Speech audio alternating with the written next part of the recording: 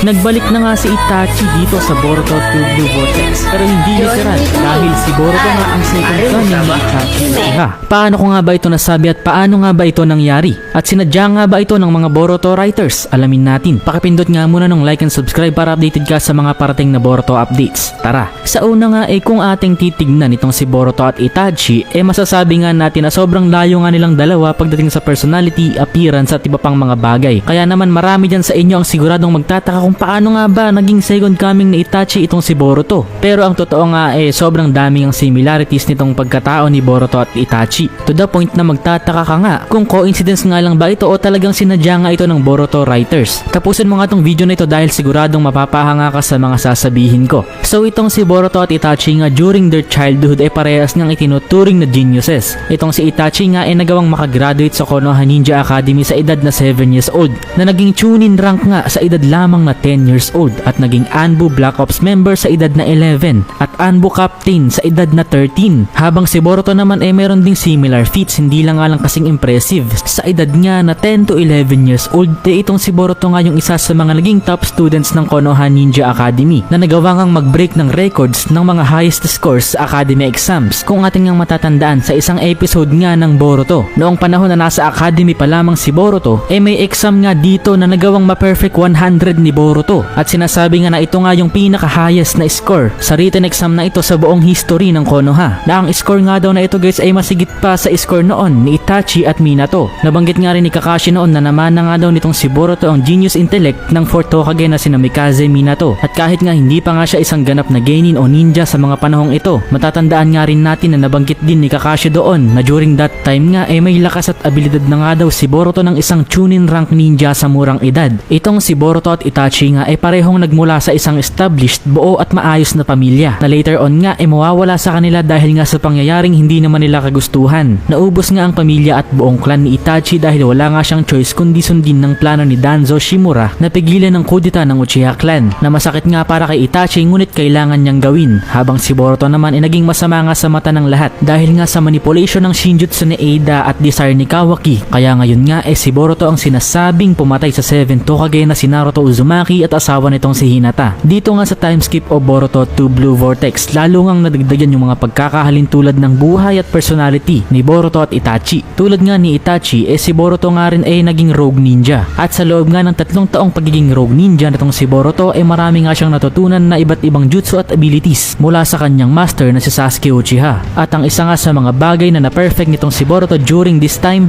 ang Uchiha style. Ang Uchiha style ng pakikipaglaban, ang fighting style na ginagamit ng mga Uchiha clan members. Meaning yung fighting style nga ni Boruto nalalapit na rin dito kay Itachi dahil parehas nga silang gumagamit ng Uchiha style. Pagdating nga rin sa aura at vibe magkatulad din itong si Boruto at Itachi. Meron nga silang cold na aura at menacing na itsura. Yung kapag tinignan mo nga talagang masasabi mong astig, cool, maangas. At finally, sasabihin ko na nga guys yung dalawang pinaka-importanting pagkakatulad nitong si Boruto at Itachi, na kapag narinig nyo nga mapapa-oo na lang talaga kayo na si Boruto talaga ang bagong Itachi. Una nga dito yung hindi paniniwala ni Boruto at Itachi sa mga expectations at ideals ng mga tao. Ano nga ba yung ibig sabihin yan? Alamin natin. So sa backstory nga ni Itachi Uchiha, nakita nga natin doon yung opinion ni Itachi na masyadong mapagmataas daw o pagmamataas ng mga Uchiha clan members at sobrang pagpapahalaga nga nila sa konsepto ng clans. Obsessing over worthless things like the clan, you lose sight of what's really important. You cannot achieve real change as long as you are bound by regulations and restrictions. Na kesyo Uchiha clan member ka, dapat mahalaga sa'yo yung clan kaysa sa village. Isa kang Uchiha clan member, dapat pagtanda mo maging miyembro ka ng Konoha Police Force. Dapat ganto, dapat ganyan, dapat katulad mo si ganto, ganyan. Same thing applies for Boruto. Ang ama mo ay 7th Hokage at ang lolo mo naman ay 4th Hokage. Dapat mong ipagpatuloy yung sinimulan nila. Dapat mong sundan yung footsteps nila. Dapat ganito ka, dapat ganyan. Yan nga yung mga bagay na parehas na hindi gusto ni Itachi at Boruto. At yung prophecy nga ni Momoshiki kay Boruto na mawawala nga daw lahat ng meron si Boruto, which is somehow nangyari na nga.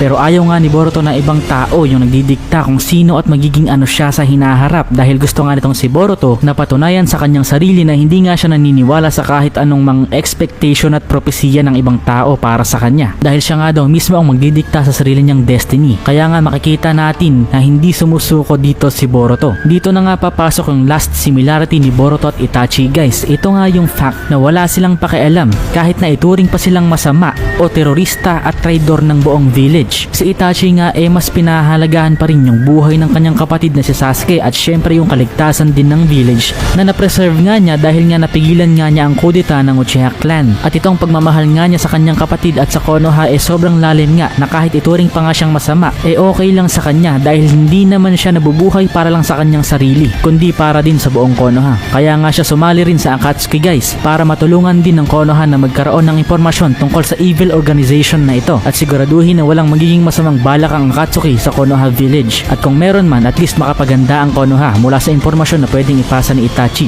At kung ating ang matatandaan itong si Itachi nga rin yung isa sa mga pinakaunang nagbigay ng hint sa Konoha tungkol dito sa Akatsuki. Yan nga yung nakita natin sa unang laban nila ni Kakashi dahil dun nga unang nagkaroon ng impormasyon at intel ng Konoha kung sino nga ba talaga ang target ng Akatsuki, which is that time may isa nga itong si Naruto. So ganun din itong si Boruto. Kung makikita naman natin itong si Boruto dito sa chapter 2, 3, 4, 5, 6, 7 ng Boruto 2 Blue Vortex may mga panels nga dito na kung saan na ipapakita nga ni Boruto na wala nga siyang pakialam kahit mamatay pa siya o ituring pa siyang traidor at terorista ng Konoha. As long as magawa nga niya yung mga kailangan niyang gawin okay lang sa kanya na ituring siyang masama at kahit hindi pa maibalik yung dating buhay na mayroon siya. Nakita nga rin natin yan dito sa latest chapter na chapter 7. Basahin natin. Pero Boruto, kung wala kang balak na patayin si Kawaki, kailangan mong maintindihan na kapag natapos nga ang lahat ng ito, ikaw pa rin ang sisisihin ng lahat sa nangyari kay Naruto. Ikaw pa rin ang magiging masama sa mata ng lahat. Okay lang ba sa'yo yun? Tanong na Shikamaru. Sumagot nga dito si Boruto at sinabing, yeah, that's fine. Di naman ako nag-e-expect na mabago pa ang lahat.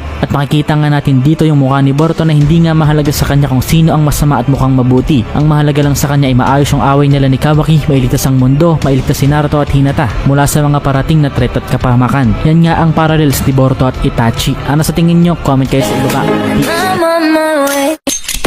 Too late, too late, too late, too late, too late, too late.